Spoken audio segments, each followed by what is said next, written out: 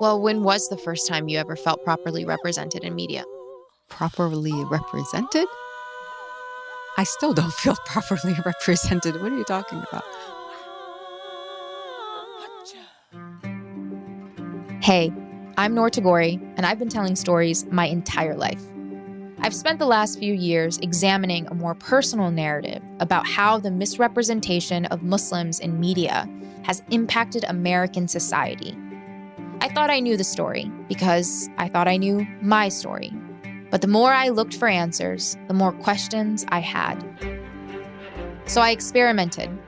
I examined one of the most traumatic tragedies in my family's history, a news event that dominated American airwaves in April 1986. Did you hear anything? She said, yeah, we heard a big explosion and all the glass, the windows in the building shattered. So I said, then your uncles are completely vanished. During the journey, something extraordinary happened. The stories I thought I knew intimately were still alive. I learned that controlling a narrative instead of being curious about it is exactly the dynamic I was examining to begin with. What I found was a fuller exploration of the ever-evolving story of America.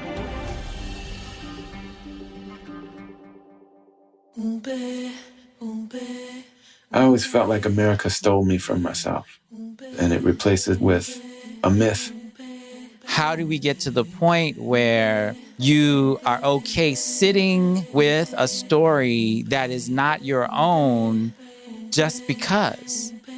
My intention with Rep is to challenge the concept of the value of representation. Our guides include experts, academics, artists, actors, names you already know. And in our conversations, we bounce around through American history and culture and witness our present and future unfold.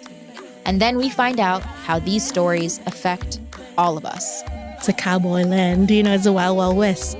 This podcast examines our culture through the lens of 3 Ps: politics, pop culture, and public opinion. Welcome to Rep.